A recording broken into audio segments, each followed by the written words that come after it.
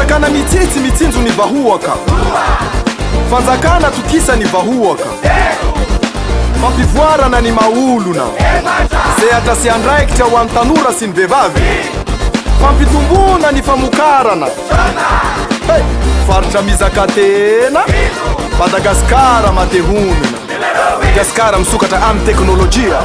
Dao iara entany ametraka ny tena fanovana ifotony.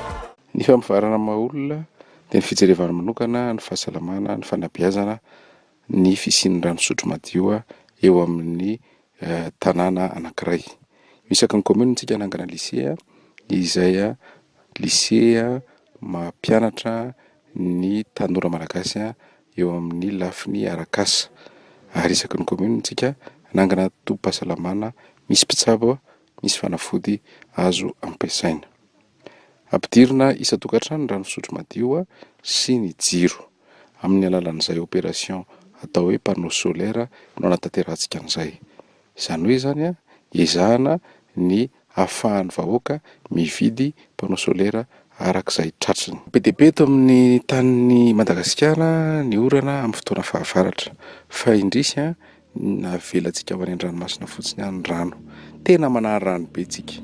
Eny mbola antsika manary rano dia mbola antsika sahirana amin'ny rano. Ka efa nampianarin'ireo olona teo aloha, ireo fanjakana nisy teo aloha taloha hoe misy ny atao hoe lac artificiel na amantasosany na tsy azo mpaniry zany tokony averintsika ny fametrahana lac artificiel. Zany hoe rehefa fotoana fahavaratra tsy avelantsika ho very any an-dranomasina fotsiny rano rehetra, fa manangantsika toerana iray isa-paritra ahafahana manangona ny rano.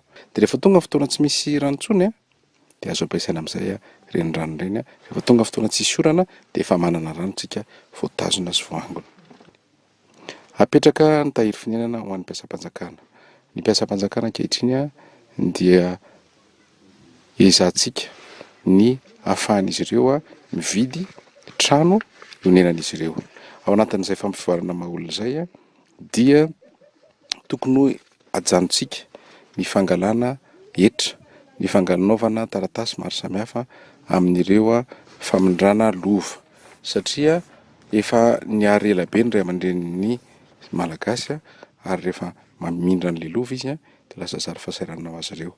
Ka ahafahan'ireo malagasy rehetra misitraka ny tanimbary, misitraka ny tany, misitraka ny trano izay nataon'ny razan'izy ireo dia tokony ahafahana ny fametrahana haba sy ny fametrahana taratasy tsy tafahoatra amin'ny resaka famindrana lova.